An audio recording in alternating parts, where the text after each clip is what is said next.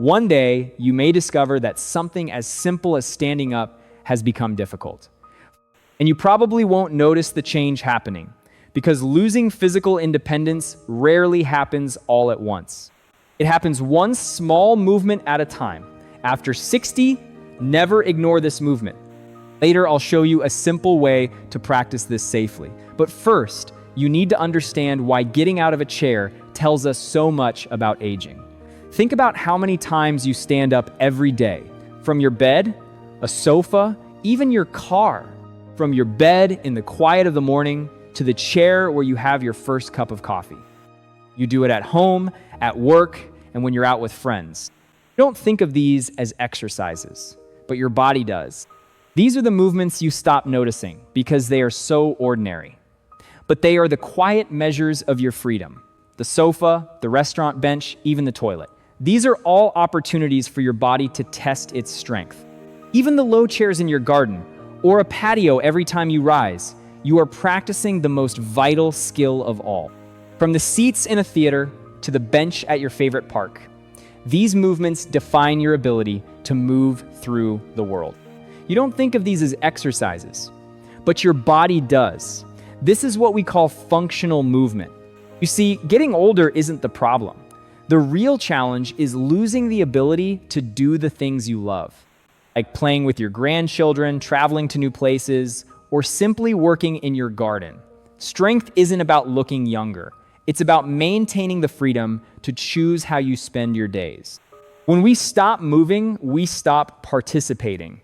And that's a change we often don't see until it's already happened. Difficulty with stairs, or avoiding outings because of a fear of getting up. These are the subtle signs we must pay attention to. To protect that freedom, we have to look at the biomechanics of how we move. The sit to stand is a symphony of coordination. It requires your feet to be secure, your core to stabilize, and your hips to extend with power. Then, your core must stabilize, and your hips must extend with power to drive your weight upward. This extension of the hips is what provides the leverage to lift your entire body weight against gravity. When these parts work together, the movement is effortless. When one part weakens, the chair starts to win. Your core is the anchor of this movement. It provides the stability that allows your legs to produce force safely. Bracing your core and maintaining a neutral spine ensures that the load is distributed correctly across your entire skeletal system. And healthy mobile joints ensure that this power is distributed correctly, protecting your body from strain and injury. But it's not just about muscles and joints. It's about the connection between your brain and your body.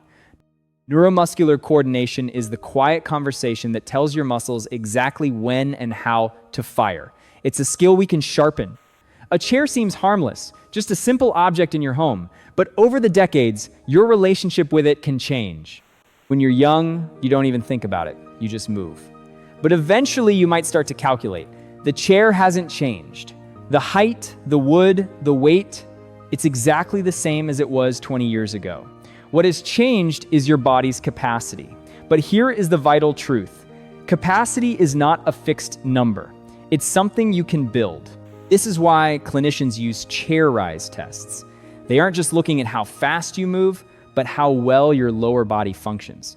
It's one of the most useful measures of mobility and balance we have. It reveals the quiet story of your strength. One common version is the 30-second stand test. It measures how many times you can rise safely in half a minute. The timed up and go test adds a challenge. You stand, walk, and turn. Then you walk back and sit again. It's a complete look at your functional gait and balance. Variations of the test, like crossing your arms or using support, help professionals understand different aspects of your stability and power. Tracking your progress over time isn't just about data. It's about seeing the evidence of your own resilience and growth. But remember, this isn't a competition. Your results depend on many factors: age, joint health, and balance. It's about awareness, not diagnosis. Now, I want to show you how to practice this movement safely. Find a sturdy chair and ensure it's positioned securely on a non-slip surface. Step 1, sit toward the front of the chair. Step 2, place both feet firmly on the floor about hip width apart. Step 3, lean forward slightly from the hips. Step 4, push through your feet and stand tall. 5, pause for a moment. Step 6, lower yourself slowly. Don't just drop, maintain control all the way down. Remember, don't race and don't bounce. In functional strength, control is always more important than speed. There is one mistake many people make. They think the goal is simply to perform more repetitions, to chase a higher number. But racing through reps without control won't build the capacity you need. It might even cause more harm than good. The point is to build useful strength. Strength that translates into the movements of your actual life. Consistency is your greatest ally. Doing a few controlled movements every day is far more effective than an intense workout once a week. Approach your practice with mindfulness. Be present in the movement. Feel the strength in your legs and celebrate the small wins. That means listening to your body. Understanding when to push and when to rest is the true sign of an experienced mover. But here is the most important thing to remember. This isn't really about chairs. It's about airports. It's about stairs. It's about the simple freedom of getting out of bed every morning. It's about walking into a restaurant with confidence. It's about the travel you still have left to do.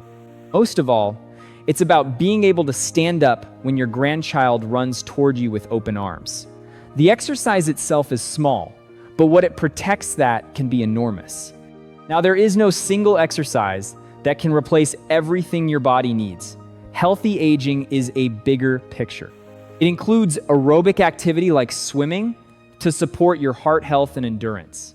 It includes aerobic activity like swimming or brisk walking to support your heart health and endurance.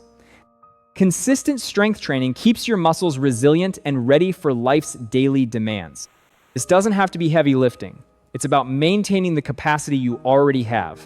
And balance practice is your best defense against falls. It keeps you steady on your feet.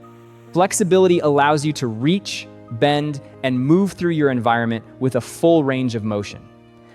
Together, these form the foundation of your freedom. They allow you to keep moving through the world on your own terms. When you're younger, you might exercise to become stronger or look a certain way, but after 60, there's a different goal.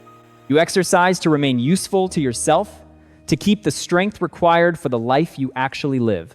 And moving together connects us. It turns exercise into a shared journey, keeping us engaged with our community and our friends. Whether it's a group walk or working in a community garden, social movement nourishes both the body and the spirit. It's about being present and active in your own story, whether you're creating at a workbench or cooking in your kitchen. It's about being present and active in your own story. Train for the life you want to keep living. That is the golden wisdom. Don't just train for the gym, train for life. Because your body doesn't need perfection, it needs participation. Build the strength to keep living those years fully. Protect your freedom, growing older, living better. One day, you may not remember how many repetitions you completed, but you will remember the places your body allowed you to go, the people it allowed you to stay close to, the moments it allowed you to participate in. That is why strength after 60 isn't about fighting age. It's about protecting the life you love. Don't exercise simply to add years to your life.